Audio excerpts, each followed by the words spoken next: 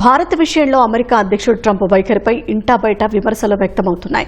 Russia నుంచి వాణిజ్యం కొనసాగిస్తున్న ఐరోపా దేశాల పట్ల ప్రేమ కనబరుస్తున్న ట్రంప్ భారత విషయంలో మాత్రం ద్వంద్వ వైఖరి ఎందుకని పలువురు అమెరికన్లు విమర్శించగా సొంత పార్టీ నేతలు సైతం నిరసనగళం వినిపిస్తున్నారు. భారత్ లాంటి బలమైన మిత్రదేశంతో సంబంధాలు దెబ్బతీసుకోకూడదని భారత సంతతికి చెందిన రిపబ్లికన్ నాయకురాలు నిక్కీ హేలీ హితవు పలికారు.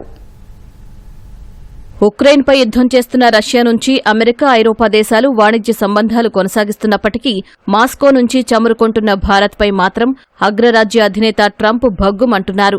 ఇదే సమయంలో రష్యా నుంచి అమెరికా దిగుమతులు కొనసాగించడంపై మాత్రం అమాయకత్వం ప్రదర్శించారు.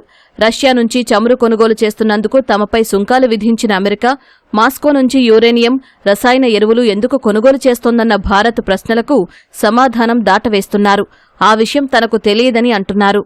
India says that the US imports Russian uranium, chemicals, fertilizers while criticizing their energy imports. Your response to that, sir?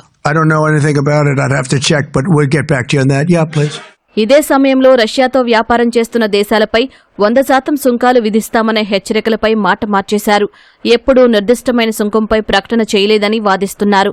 అయితే భారీగా టారిఫ్ల వడ్డన మాత్రం ఉంటుందన్నారు. I never said a percentage, but we'll be doing quite a bit of that. We'll see what happens over the next fairly short period of time. But we'll see what happens. Yep. We have a meeting with Russia tomorrow. We're going to see what happens. We'll make that determination at that time. Bharat తమకు మంచి భాగస్వామి కాదని, ఆ దేశంపై సుంకాల భారాన్ని గణనీయంగా పెంచుతానని Trump చేసిన హెచ్చరికలపై ఆయన సొంత పార్టీ అయిన రిపబ్లికన్ల నుంచి అభ్యంతరాలు వ్యక్తమవుతున్నాయి. భారత్ లాంటి బలమైన మిత్రదేశంతో అమెరికా సంబంధాలను దెబ్బతీసుకోకూడదని భారత సంతతికి చెందిన రిపబ్లికన్ నాయకురాలు నిక్కీ హేలీ సూచించారు. రష్యా నుంచి భారత్ చమురు కొనుగోలు చేయకూడదు గాని చైనా చెయ్యొచ్చా అని ఆమె ఎక్స్ వేదికగా పోస్ట్ చేశారు. రష్యా నుంచి చైనా అత్యధికంగా ఇంధనం కొనుగోలు చేస్తుందని ఆమె గుర్తు చేశారు. అలాంటి దేశానికి మాత్రం సుంకాల నుంచి 90 రోజులు మినహాయింపు ఇచ్చారని విమర్శించారు.